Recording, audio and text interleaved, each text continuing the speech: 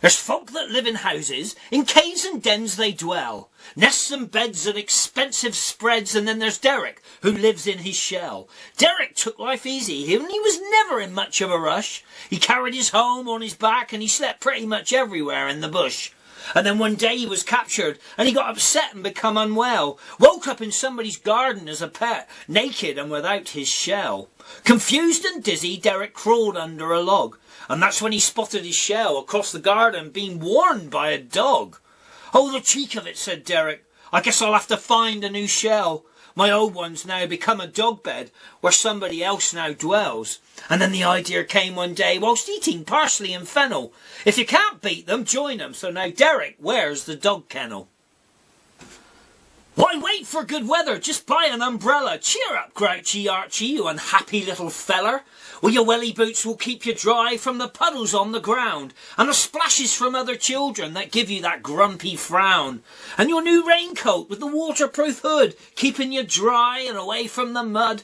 So why are you still sad with your screwed up little face? Every time it rains your happiness is replaced. Grouchy little Archie, all bundled up in clothes, wrapped up like a waterproof parcel, 2 eyes and a wrinkled nose. And all the other mums would say, "Oh, look at the little man. Oh, bless his little cotton socks. It's clear the rain. He's not a fan." And then one day Archie lost his temper and shouted, "Stop calling me cute." And then he stripped off all his clothes and ran out in the rain in nothing but his birthday suit. You see, it turned out that Archie actually adored rainy days, and it was wearing all that clothes, and when it got wet it would make him rage. So now if it starts to rain, all the neighbours keep their curtains shut, because it is guaranteed out in the street dances a naked little butt. My brother has a blackcurrant smile to go with the jam on his cheeks, and the yoghurt dropped down his top, and the booger only I can see has been there for weeks. There's a sugar puff in his hair and a piece of pasta behind his ear, and under his chin resides half a grape with some pureed apple mixed with a tear. Feeding himself, his hands are slimy, reaching out any food he swipes. I only pray that Mum has packed an industrial-sized packet of wipes. And there it is, there's that face, the shudder, the grimace, the gripes. Then the odour that nobody likes. "Mum, we're gonna need more wipes." When kids tell stories, there's 1,000 evil witches, blood and guts and magic potions, and where the hero ends up with stitches, and monsters with giant claws, and evil demons with flapping wings, and slugs with poison butt slime, and a princess who continually sings, and people get lost in the woods or on some kind of journey, who meet weird little lucky charms and fluffy bunnies pink and curly, with riddles and rhymes and puzzles to crack, red-eyed wolves and magic beans in a sack. And with imagination running wild and the hero's life will depend, and the audience wait, holding their breath, the storyteller suddenly says, "The end." There was a spider called Mike, who was really scared of heights. He hated the switch upon the wall in which would turn off all the lights.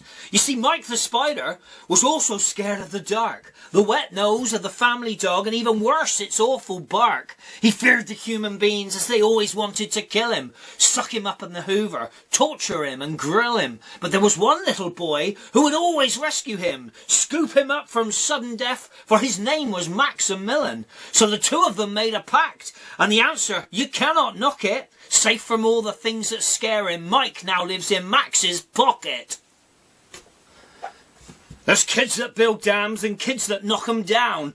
Ones that build dens and the ones who knock 'em to the ground. There's kids who swing on rope swings and those who slide down garden grass, turn sticks into machine guns, and those who like to smash glass. Some like to tell stories, and some who only play sports to win, and some who stick out tongues and the ones who kick you in the shin. Unruly and wild, cheeky but clever at age 10. Makes me wish somewhere deep inside I were a child again. My brother, full mixed with a tear, leading himself, He's chopping the booger, his hair, and a piece of pasta behind his ear, pasta behind his ear.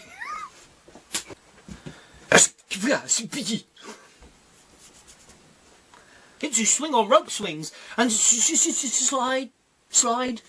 They turn sticks into machine guns and choose the ones that likes to and hated to switch upon the There was a spider called Mike who really scared of heights. Who really was. Spider was also scared of the dark, and a wet nose of the family dog. It was even worse. It made an awful bark because it doesn't make sense.